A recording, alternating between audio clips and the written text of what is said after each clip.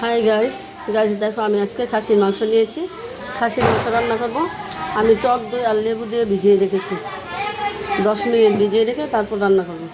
দেখো আমার পেঁয়াজ আর রসুন কষানো হয়ে গেল, এখন আমি মশলাগুলো দিয়ে দেবো।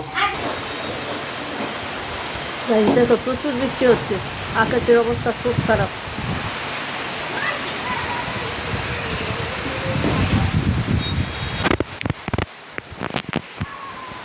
দেখো গাইস কত বড় মাছ, আমার ননদারা কাটতে পারতেছে না, খুব কষ্ট। সাড়ে দাইতাম দেখো মাছটা ধরতেও পারতেছে না, এত বড় মাছ, অনেক বড় মাছ। এখন আমি জিরা বাটা দিয়ে দেবো। গাইস লঙ্কার গুঁড়ো, হলুদের গুঁড়ো, ধনিয়ার গুঁড়ো দিয়ে দিলাম। এবার মাংসটা দিয়ে দেবো। গাইস কেমন হলো দেখে বলো খাসির মাংসটা। ভালো লাগলে লাইক কমেন্ট সাবস্ক্রাইব করে দিও প্লিজ।